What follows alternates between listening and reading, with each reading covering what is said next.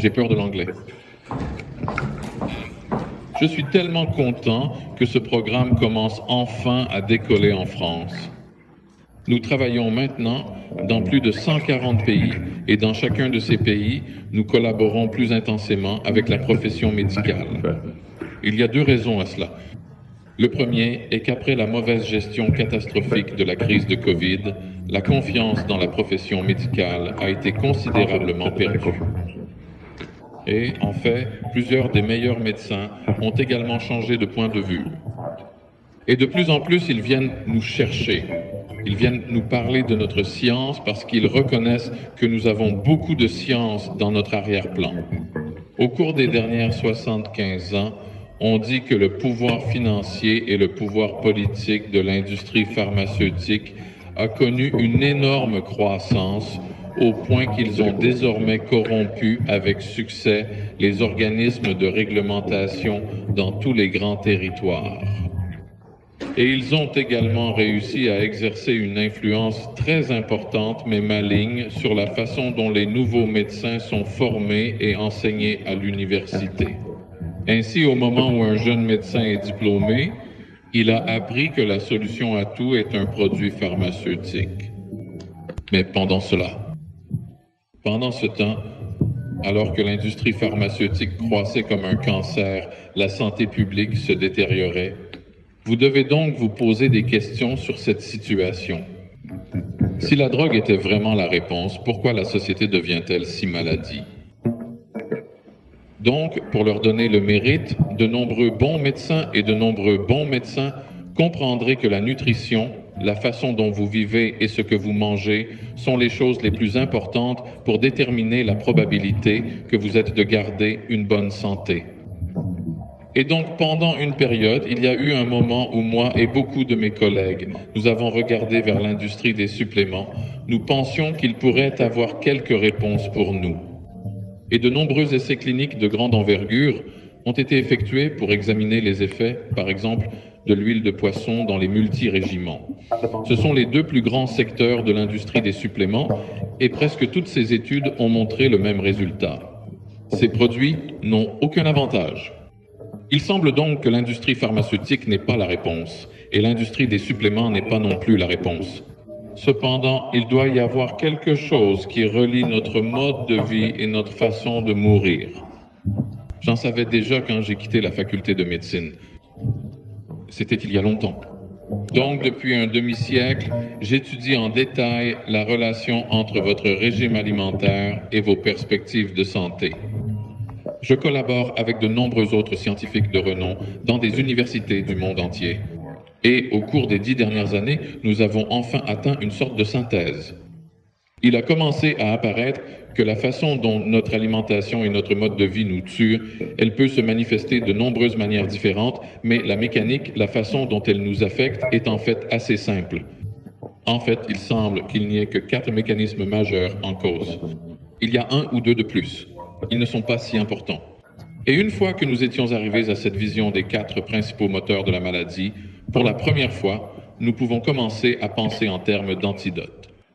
Quand j'ai rencontré Zenzeno pour la première fois, ce sont une entreprise de café. Ce n'est pas un critique. C'était un bon café. Mais quand ils m'ont approché, ils m'ont demandé ce que je pouvais faire pour eux. J'ai dit que compte tenu de la science à laquelle nous avons maintenant accès, vous voudriez peut-être devenir une entreprise de science de la vie. Bien sûr, c'était une chose ridicule à dire à une entreprise de café, mais vous savez, ils étaient assez ouverts pour écouter. Et après un certain temps, nous sommes parvenus à un accord. L'accord était que je travaillerais pour Zinzino et les aiderais à gagner beaucoup d'argent. En retour, ils travailleraient pour moi et m'aideraient à atteindre mon objectif d'aider le monde à guérir. Parce que lorsque vous regardez la santé publique aujourd'hui, la santé mondiale est une catastrophe. En fait, je n'aime pas sembler alarmiste, mais c'est en quelque sorte un holocauste progressif et insidieux. Partout où je regarde, je vois des gens maladés et mourir prématurément avant qu'ils ne le fassent pour des raisons triviales. Et je vois une génération d'enfants, même les enfants à naître, qui sont terriblement handicapés par ce mode de vie que nous avons créé. En tant que médecin, il est tout simplement impossible de s'en éloigner. Maintenant, j'ai beaucoup de héros médicaux. Un des individus est un homme nommé Jon Snow. Ok, ce n'est pas de la télévision, ce n'est pas du jeu. Jon Snow est connu comme le père de l'épidémiologie. Par conséquent, il était un médecin ayant vécu à Londres durant les 18e et 19e siècles. C'était l'époque où les principales causes de maladies et de décès étaient l'infection. Et parce qu'il n'y avait vraiment pas d'assainissement public, pas d'égout, presque chaque année, il y avait des fléaux de choléra, du typhus qui se transportait dans l'eau. La majorité des médecins de cette époque étaient véritablement, authentiquement des chamans. Ils ignoraient ce qui causait la maladie et ne savaient certainement pas comment la traiter. Alors, ils ont sangré leurs patients, les ont purgés, leur ont donné des poisons et ils en ont tué un grand nombre. En d'autres termes, la situation n'est pas tellement différente de celle d'aujourd'hui. S'il vous plaît, accepte mes excuses. Il est malheureusement toujours le cas que de nombreux patients meurent de la maladie iatrogène, mais Jon Snow avait une perspective légèrement différente. Il a obtenu une carte détaillée de Londres et l'a placée sur sa table de cuisine. Il a maintenu un registre précis de chaque résidence où des personnes mouraient du choléra. Et dans chaque maison sur la carte, il a mis une épingle. Et progressivement, un modèle se forme. Il a réalisé que cette épidémie de choléra était concentrée dans un domaine clairement défini. Et dans un coup de génie absolu aveuglant, il a réalisé que c'était la zone où tout le monde attirait sa montre d'un puits particulier.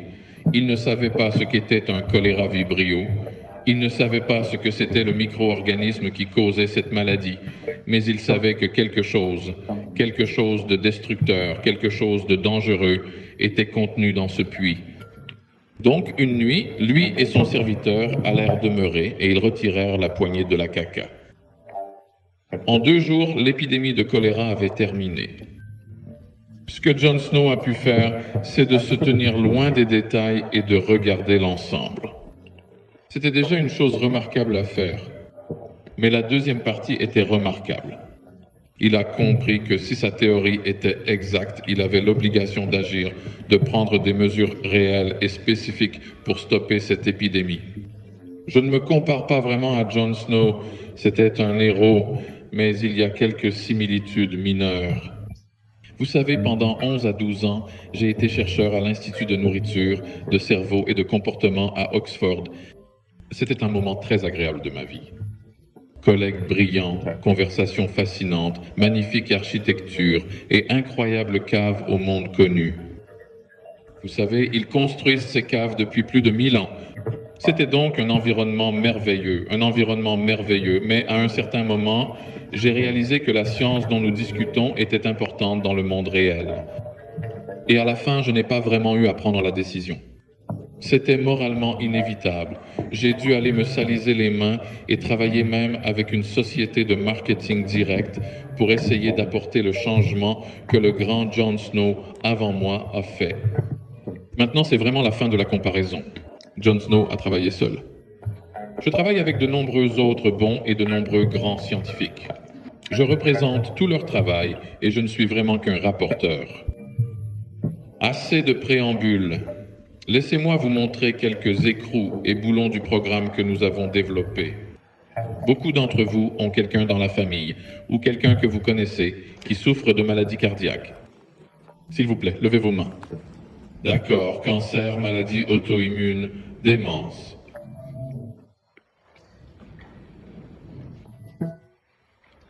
Eh bien, quand je vois toutes vos mains, cela vous représente presque toutes. Et tu penses que c'est normal? Ça semble normal aujourd'hui, mais c'est loin d'être normal. Lorsque nous examinons les livres d'histoire, nous découvrons d'autres cultures qui avaient une espérance de vie similaire à la nôtre aujourd'hui, mais où ces maladies étaient rares. Et maintenant que nous comprenons que tant de ces maladies sont causées ou exacerbées par des facteurs alimentaires, nous sommes venus à les appeler des troubles évolutifs inadaptés. Je vais expliquer ça, d'accord? Ce que cela signifie, c'est que nous sommes trop loin de nos origines alimentaires. Nous avons laissé derrière nous le type de régime et de style de vie que nous étions, vous pouvez dire, conçus pour vivre. Quand je dis conçus, je pense vraiment à une convergence évolutive. Mais si vous voulez parler de design intelligent, c'est votre droit. Mais nous nous sommes éloignés de plus en plus de nos origines. Si je pense, je suis sûr que tu es trop vieux pour regarder des dessins animés. Peut-être que vos enfants regardent des dessins animés à la télévision.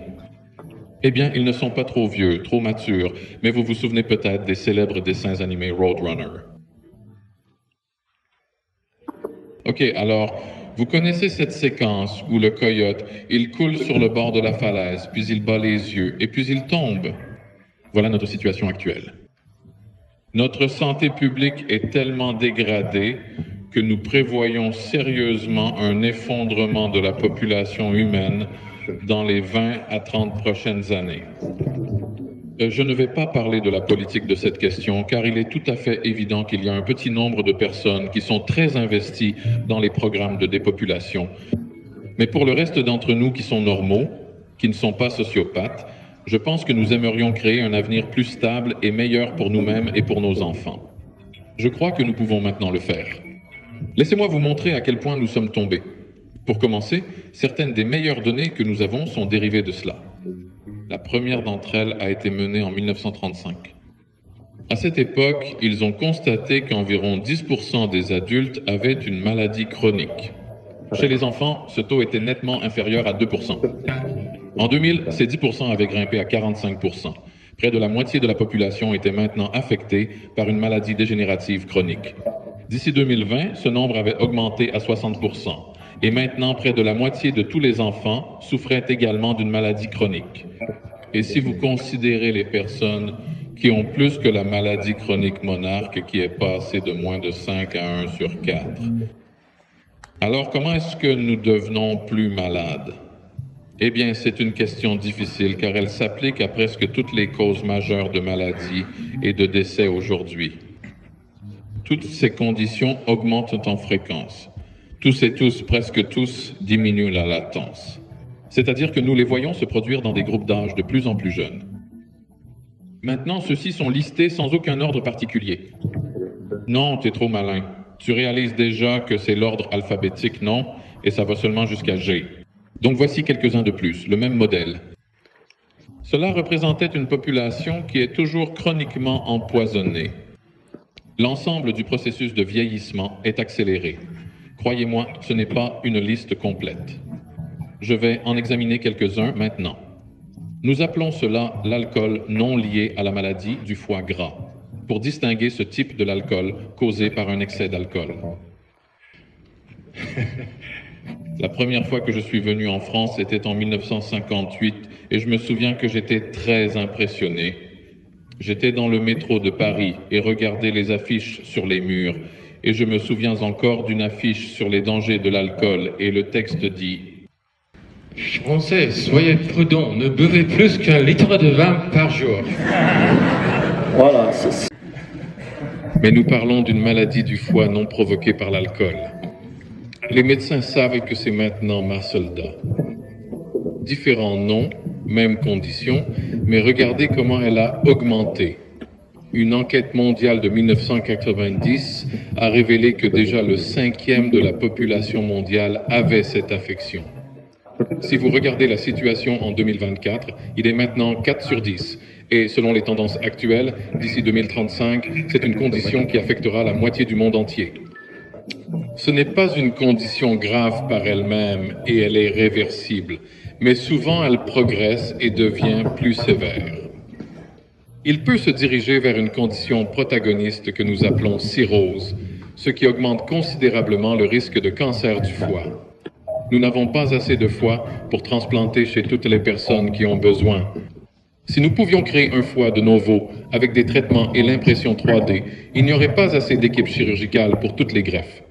Nous sommes sur une trajectoire que ni aucun système de santé ni économie ne peut soutenir, étant empoisonné de tellement de façons, avec un environnement si toxique, il n'est pas surprenant de voir de plus en plus de signes de lésions cérébrales. C'est donc une autre méta-analyse, une étude d'études, très nombreux nombres, et impliquant beaucoup d'essais. Ces études sont menées depuis très longtemps.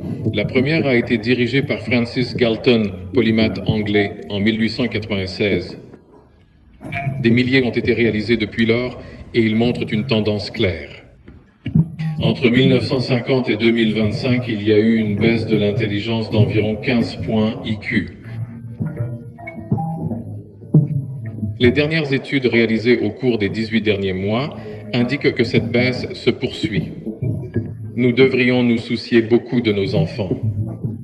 Mais le nombre d'enfants diminue aussi. Je suis sûr que vous avez entendu parler du baby-boom qui s'est produit après la Seconde Guerre mondiale, mais les démographes parlent maintenant de plus en plus du buste du bébé. Le nombre d'enfants étranges que nous avons maintenant est insuffisant pour maintenir même une population stable. Les dernières projections de l'OMS indiquent qu'en 25 ans, dans de nombreux pays, la population peut baisser entre 30 et dans certains cas jusqu'à 50%. C'est imprévu, c'est chaotique, et nous n'avons pas de modèle économique qui nous permettront de survivre, comme la transition sociale. Je ne dis pas que ce problème est simple, mais certainement l'une des causes est la baisse rapide du nombre de spermatozoïdes que nous voyons dans de nombreux pays du monde. Donc c'est une autre méta-analyse. Il implique de nombreuses études internationales et internationales qui tentent de manière très cohérente. Nous voyons donc un nombre croissant d'hommes subcliniquement ou cliniquement infertiles. Le même processus qui crée des spermatozoïdes est très étroitement aligné au processus dans les testicules qui produit la testostérone. Donc il n'est pas surprenant que les niveaux de testostérone baissent également. Donc les hommes ne deviennent pas seulement moins fertiles, ils deviennent moins masculins. L'industrie pharmaceutique n'a pas de réponse à ce problème. Nous sommes arrivés à une impasse. Il faut changer d'approche. Pour changer de côté, nous devons savoir comment le problème a commencé et de quoi il consiste. Nous devons l'identifier avant de pouvoir commencer à prendre des mesures correctives. C'est l'un des indices les plus importants que nous avons trouvé maintenant. Le Centre national de sciences de la santé n'existe plus. Il a été absorbé par le CDC, les centres de contrôle des maladies. Et ce graphique a été publié dans une revue très obscure il y a de nombreuses années. Je savais qu'il existait, d'autres m'en avaient parlé, mais il m'a fallu près d'1 an pour trouver ce graphique. Et cela commence à expliquer quand nous avons mal fait, comment nous avons mal fait, et donc comment nous pouvons corriger les choses. Donc, les lignes solides vous montrent le nombre de décès causés par des maladies infectieuses telles que celles du système respiratoire, comme la grippe, la pneumonie, la tuberculose. Et vous pouvez voir que pendant cette période de 1940 à 1960, ils baissaient assez constamment. En fait, ils ont baissé depuis 1900, parce que cela n'a rien à voir avec les antibiotiques ou les vaccinations. Tout cela visait vraiment une amélioration de l'assainissement public programmé. Mais regardez maintenant les lignes pointillées, car elles représentent les décès causés par des maladies non transmissibles, telles que la maladie pulmonaire obstructive chronique, le cancer du poumon, voire l'asthme sévère. Entre 1940 et 1950, peu de changements avec une légère augmentation, mais dès 1950, ces décès ont vraiment commencé à s'accélérer. Maintenant, c'est juste pour les maladies respiratoires, mais j'ai des données similaires pour les voies urinaires et divers autres systèmes physiologiques anatomiques. Que s'est passé en 1950 pour rendre les maladies non transmissibles si importantes? Rien. If something so dangerous, so destructive had happened in 1950, and we could immediately see an increase in these diseases, the epidemiologists and doctors of that time would have noticed. They would have made the connection. Nous devons conclure que quelque chose de mauvais a dû se produire un peu plus tôt. Quelque chose qui a fallu un peu de temps pour que ses effets deviennent pleinement visibles. Vous pouvez commencer à voir les légers changements commençant au début des années 1940. Que s'est passé au début des années 1940 qui aurait pu causer ces dommages? This was the beginning when our diet started changing for the first time. That was when we began moving away from traditional diets based on simple foods. C'est à ce moment-là que nous avons commencé à voir ce que nous appelons la nourriture brune, aussi la restauration rapide et bien sûr les aliments ultra transformés. Ces aliments sont délicieux, mais ils sont toxiques et cela a été reconnu par les autorités médicales internationales. Ils concluent que c'est notre régime qui nous tue, plus que le tabac, plus que l'alcool, plus même que, disons, la guerre. J'ai parlé de la régime moderne, du style de vie moderne. C'est difficile à définir. Il contient des milliers de variables. How can we identify which one is important? Eh bien, moi et beaucoup de mes collègues, trop pour énumérer ici, avons parvenu à un consensus. Nous comprenons maintenant que derrière toutes ces variables, il n'y a qu'un nombre limité de facteurs de maladie. Donc ici, je agis simplement en tant que rapporteur. Chronic inflammatory stress, which is known to be important. Many other scientists have established the significance of dysbiosis, that is, the incorrect population of microorganisms in the gut and all other parts of your body. And to that we can add two additional factors. One is type P malnutrition, and the last is glycemic mismatch. Je définirai les deux plus tard. Donc le point est que si nous avons identifié ces quatre principaux facteurs de la maladie pour la première fois, nous pouvons proposer des antidotes. Permettez-moi de vous expliquer le fonctionnement de ces mécanismes et aussi comment les neutraliser. Les deux lignes parallèles sur le haut de l'écran représentent donc une membrane cellulaire. La membrane cellulaire est où vos cellules rencontrent l'extérieur. Il est très important de pouvoir créer une réponse inflammatoire. C'est l'une des défenses du corps. Donc que le petit éclair en haut gauche représente un défi comme un pathogène ou une blessure physique.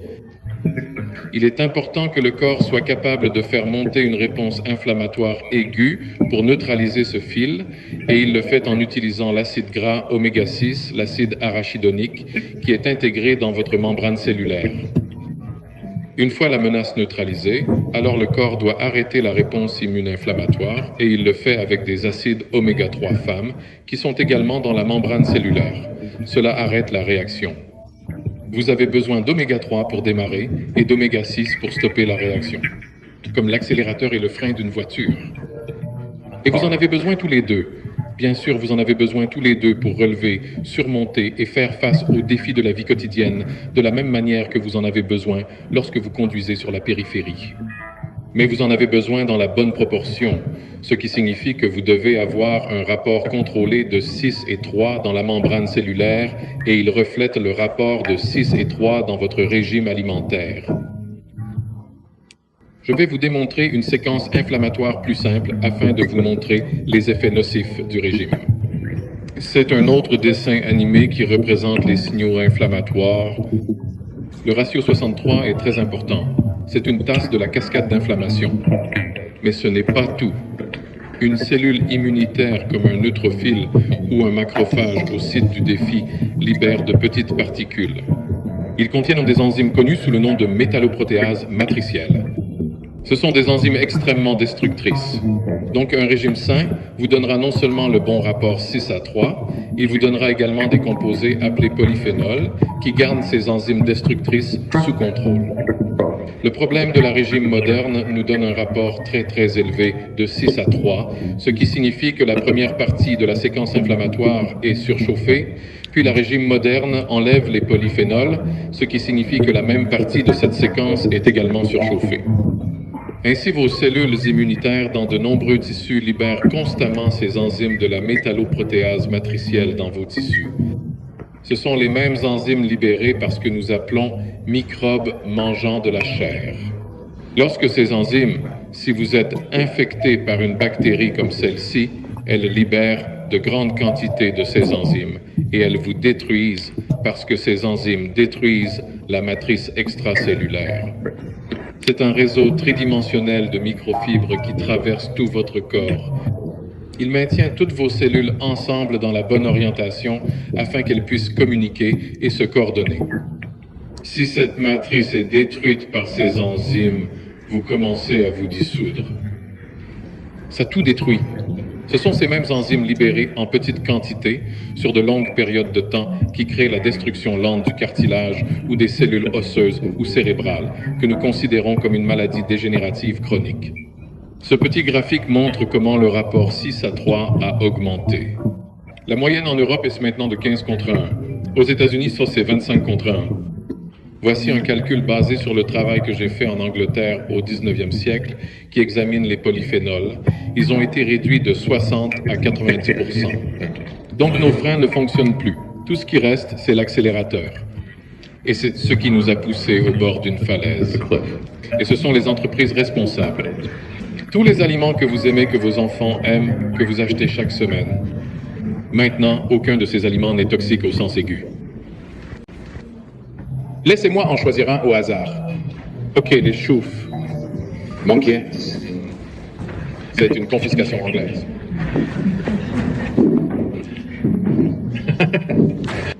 Je ne sais pas si vous pouvez les trouver ici, mais si vous les trouvez dans le magasin, vous pouvez acheter un paquet. Vous pouvez les manger tous. Vous vous réveillerez toujours demain. Mais si vous mangez beaucoup de ces aliments pendant une longue période, cela vous rendra malade et vous tuera, car il s'agit d'un régime qui est très élevé, 6 à 3 rapports, et très peu de polyphénol. Donc cela provoquera déjà des chroniques. Alors les fabricants d'aliments en font encore pire. Ils enlèvent les fibres prébiotiques et ces bêta-glucanes. Je vais expliquer ça plus tard. Et cela rend l'inflammation encore plus grave. Si efficacement, ils ont éliminé 4 des composés protecteurs anti-inflammatoires les plus importants. Puis, ils les remplacent par d'autres composés qui sont pro-inflammatoires. C'est un régime qui est garanti de vous rendre malade et de vous tuer.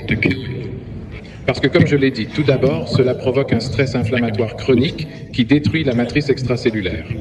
Mais ce régime provoque aussi une sorte de malnutrition, ce qui signifie que vous ne pouvez pas réparer la matrice. C'est pourquoi, avec le temps, vos os deviennent plus doux, votre cartilage s'use, vos artères se déclenchent et vous perdez les cellules cérébrales. Cela n'a rien à voir avec le vieillissement. Ça a tout à voir avec l'empoisonnement chronique. Alors permettez-moi d'expliquer rapidement la malnutrition de type A et de type B. Il s'agit d'une illustration typique du manuel de malnutrition de type O. Nous n'avons pas tendance à voir cela dans les pays développés. Nous voyons la malnutrition de type B. Cela caractérise la situation où les gens, lorsque nous analysons ce qu'ils mangent, nous constatons qu'ils sont faibles en tout, sauf en calories. Maintenant, il y a 2 raisons pour cela. Premièrement, nous ne mangeons pas assez. Maintenant, cela peut sembler paradoxal. Mais c'était autrefois le cas, que nous étions beaucoup plus actifs physiquement que nous ne sommes aujourd'hui. Combien d'entre vous ici dans le hall aujourd'hui? Combien d'entre vous ont marché pour arriver ici? Vraiment. Ok. Si vous avez marché jusqu'à l'hôtel à côté, cela ne compte pas, ok? Mon point est que la plupart de nos activités, la plupart de nos professions et nos professions jusqu'à récemment impliquaient l'activité physique. Nous avons travaillé avec nos dos et avec nos mains. Aujourd'hui, nous travaillons simplement avec nos doigts. Nos niveaux d'activité physique ont diminué de 50 à 70% depuis la technologie de l'information des moteurs de congestion interne. Nous sommes très facilement séduits. Je suis assez vieux pour me souvenir, quand je suis à l'aéroport, je me souviens avoir transporté mes bagages. Je veux dire, c'est un cauchemar, ce n'est pas le cas. Ce n'est pas comme ça que vos bagages devraient fonctionner. Laissez-moi voir si je peux le stabiliser. Et ce n'est pas la bonne façon de promener votre chien. Et ils peuvent sembler des exemples exagérés. Donc ce cours est un exemple quotidien. C'est une télécommande de télévision. Alors imaginez la situation. C'est 1958. Mes parents ont acheté la première télévision dans la rue où nous habitons. Il n'y avait que 2 chaînes de télévision. Et si vous pouvez même commencer à imaginer cela, si vous voulez changer de chaîne de télévision, vous devriez vous lever de votre siège. Vous devriez marcher tout le chemin à travers la pièce, vers la télévision et changer de chaîne. Maintenant, c'était une vie difficile. Mais ce n'était pas tout. Une fois que vous avez changé de chaîne, vous deviez revenir jusqu'à la route. Je ne peux pas te dire comment nous avons souffert. Maintenant, c'est juste, vous savez, c'est un clic. Donc à bien des égards, beaucoup d'entre eux petits, mais ils s'additionnent. Nous avons de moins en moins besoin de participer à l'activité physique. Nous mangeons donc moins de nourriture qu'auparavant. Et les aliments que nous mangeons contiennent moins de nutriments. Nous mangeons beaucoup plus d'huile végétale et d'aliments ultra transformés, pleins de calories, mais avec très peu de valeur nutritionnelle, ce qui crée une situation où nous constatons que la plupart des micronutriments sont faibles. C'est une très grande enquête. Il montre la même image et c'est à quelle ressemble la malnutrition de type B. Le régime américain se compose désormais de produits ultra transformés. Ils représentent probablement 63 à 66% de toutes leurs calories. Ces enfants souffrent donc d'inflammation, de dysbiose, de type B, de malnutrition. Ils ne le savent pas, mais ils commencent déjà à mourir. Lorsque nous les étudions, nous constatons qu'ils contiennent déjà des stades très précoces de maladie qui deviendront au fil du temps cliniquement significatives et la tueront ensuite. Il y a beaucoup de travail maintenant qui montre que plus vous mangez de ces aliments, plus vous développerez des maladies cardiaques, du cancer, du diabète, de la démence, de la mort. Et je pense probablement que certains d'entre vous, peut-être que la plupart d'entre vous le savent déjà. Alors pourquoi avons-nous continué à les récolter? Eh bien, ils sont bon marché, ils sont pratiques, vous pouvez les trouver partout, et ils sont délicieux. En fait, ils sont addictifs. Eh bien, ils sont conçus pour être addictifs. J'ai travaillé avec de nombreuses grandes entreprises alimentaires. Nous utilisons des technologies pour créer des aliments qui vous font des toxicomanes. C'est bon pour les affaires. J'ai déjà dit que l'Amérique consomme très grande quantité de ces aliments. Voyons ce que cela a fait sur leur espérance de vie.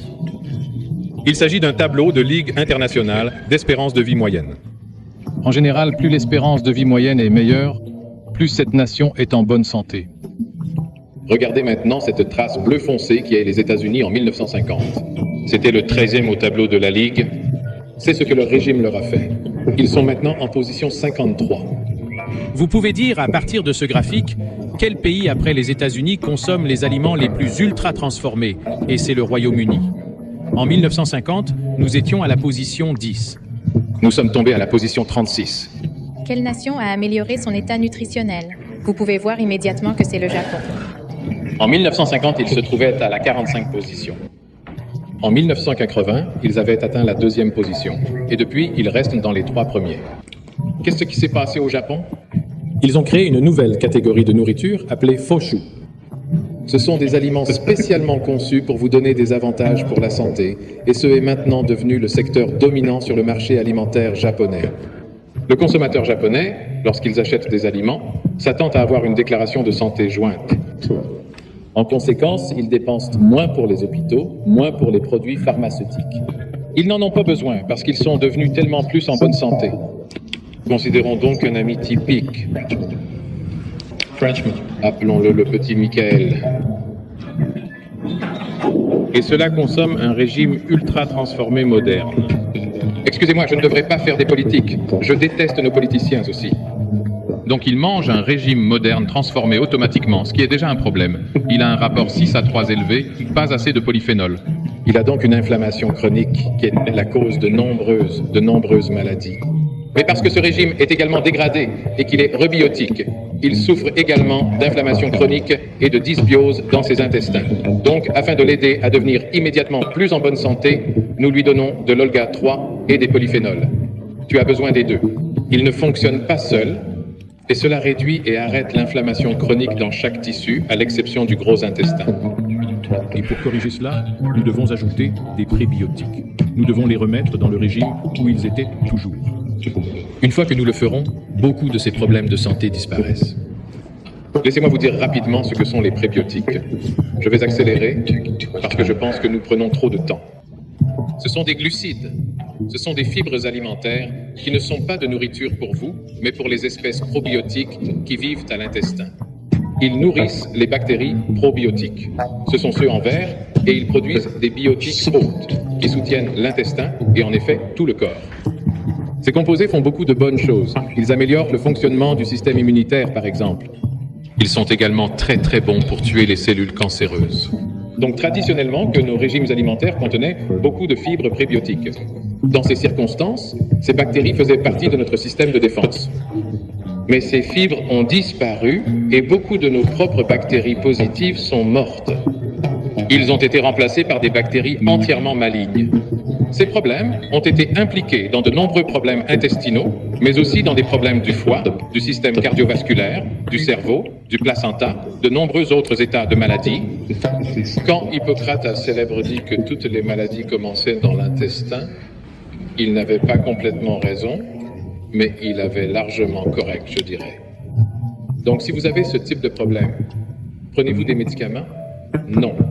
Remettez simplement les fibres prébiotiques à l'alimentation et maintenant, le microbiote est devenu ennemi. Maintenant, c'est une fois de plus un ami. C'est hautement protecteur. Ce sont certaines des meilleures données que nous avons. Plus vous avez de fibres, plus vous êtes en bonne santé et c'est à quoi ressemblent les fibres, un niveau moléculaire. Comme tout biochimiste le sait, il s'agit de glucides, mais vous ne pouvez pas digérer. Ils ne deviennent pas parce qu'ils sont même un consommateur diabétique. Nous utilisons donc de petites quantités de cette substance qui s'appelle FOS. C'est une petite molécule, elle réagit donc très rapidement. Nous utilisons une quantité légèrement plus grande de molécules similaires, mais plus longues, ce qui est appelé n'importe quelle. C'est une molécule plus longue, elle réagit donc plus lentement. Nous avons obtenu ces deux fibres à partir de sources, telles que le poulet. Nous ajoutons ensuite des quantités plus importantes d'une molécule appelée 1314 bêta-glucane. Nous ajoutons donc une quantité plus grande de 1314 bêta-glucane, qui est obtenue à partir de l'avoine. C'est donc une molécule plus grande, elle réagit plus lentement. Puis nous ajoutons une grande quantité d'amidon, résistante à des choses comme la banane verte, encore plus lentement. Et vous avez besoin de tout cela, parce que lorsque ce mélange entre dans le gros intestin, bien sûr, tout bouge. Donc, l'agitation fonctionne. D'abord, il commence à affecter le changement positif dans la montée. Ensuite, l'indolent reprend les 1314 bêta-glucane, puis la résistance commence. C'est comme une course de relais. De cette façon, nous transformons l'ensemble du microbiote. Et maintenant, je reviens à cette idée d'une inadéquation. Nous sommes allés trop loin de nos origines. Notre apport de ces fibres a diminué de 140 grammes par jour en Mésoamérique pré-chrétienne, de 40 grammes par jour au 19e siècle. Maintenant, il fait environ 4 grammes par jour. C'est pourquoi tant de personnes aujourd'hui ont des problèmes intestinaux, y compris IBSIPT, cancer colorectal, maladie du foie gras et de nombreuses autres conditions terribles qui sont tous évitables. Ce que nous ne sommes pas, ce que nous faisons n'est vraiment pas très compliqué du tout. C'est très simple. Tout ce que nous faisons, c'est de remettre dans le régime ces choses qui existaient toujours. Lorsque vous utilisez ces outils, il met votre métabolisme dans une machine du temps et le renvoie 100, 150 ans dans le temps, à un moment où la maladie dégénérative chronique était connue, mais elle était rare. Donc nous savons maintenant comment contrer tous ces moteurs de maladie. Nous pouvons arrêter, selon mes calculs, jusqu'à 90% de toutes les maladies dégénératives chroniques aujourd'hui. Mais si vous n'en avez pas besoin, pourquoi achetez-vous ces trucs?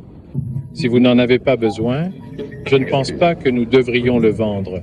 C'est pourquoi la nutrition moderne est absolument centrée sur la base des tests. C'est l'équilibre.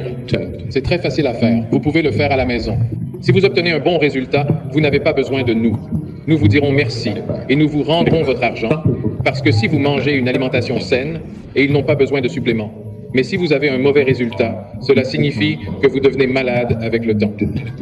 Puis si vous décidez d'utiliser de l'huile d'équilibre, vous pouvez voir les résultats des tests changer. Et à mesure qu'ils changent, votre état de santé s'améliore. Nous développons des tests similaires pour tous les autres produits du portefeuille. Et juste pour moi, juste pour le président scientifique, je peux vous dire un peu ce qu'ils sont. Nous développons un test sanguin pour la dysbiose. Ça fonctionne en fait au laboratoire. Il s'agit maintenant de le transformer en produit commercial. Maintenant, c'est un extrait de safran combiné avec d'autres actives qui a un effet rapide, très dramatique sur la dépression et l'anxiété. J'ai déjà développé un test pour cela et nous le lancerons éventuellement aussi. Enfin, ce produit très compliqué, c'est un couteau de nutrition de l'armée suisse. Si quelqu'un des scientifiques souhaite me parler après, je peux vous dire que nous mesurons cela par le mouvement des neutrophiles, épigénome des neutrophiles. C'est impossible de traduire. Les scientifiques savent ce que je veux dire, et je suis heureux d'avoir une conversation technique avec vous par la suite. Alors...